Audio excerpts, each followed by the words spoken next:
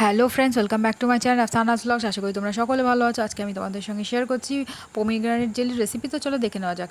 একটা nonstick pan নিয়ে নিয়েছি, পরিমাণ মতো জল আর চিনি দিয়ে ওভেনে বসিয়ে দিয়েছি গরম হওয়ার জন্য। যতক্ষণ না চিনিটা গলে জলের সঙ্গে মিশছে ততক্ষণ আমি নাড়তে থাকছি।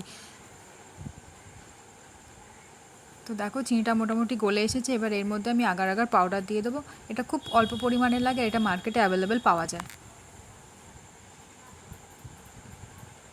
এই দেখো খুব সামান্য পরিমাণে আগার আগার পাউডার দিলাম, আর খুব তাড়াতাড়ি এটা জলের সঙ্গে ভালোভাবে নেড়ে নেড়ে মিশিয়ে দেবো। খুব ভালোভাবে মেশাতে হবে এটার সঙ্গে। এবার আমি এটা টকবক করে ফুটে ওঠা পর্যন্ত ওয়েট করব। এ দেখো ফুটতে শুরু করে দিয়েছে।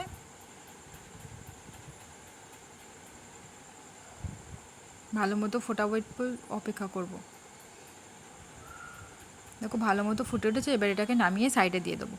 যেহেতু আমি এটাকে ফ্লেভারে পমিগ্রানেট মানে বেদানা দিচ্ছি, তো বেদানা নিয়ে নিলাম। এবার এটা রস বের করে নেবো।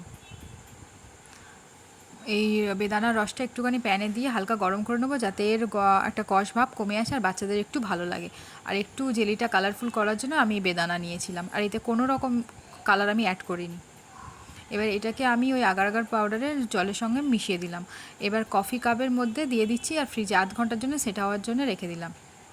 তো দেখো জেলিটা আমার রেডি হয়ে গেছে, 8 ঘন্টার মধ্যে সেট হয়ে গেছে। তো এটা বানাতে বেশিক্ষণ টাইম লাগে না, 30-40 মিনিট মতো টাইম লাগে।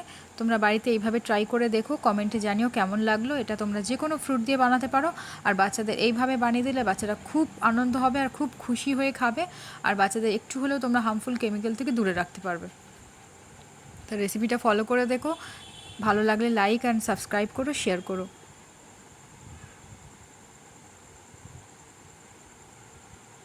তোমরা এইভাবে বাড়িতে পমিগ্রেনেট জেলি বানিয়ে দেখতে পারো। আশা করি তোমাদের ভালো লাগবে।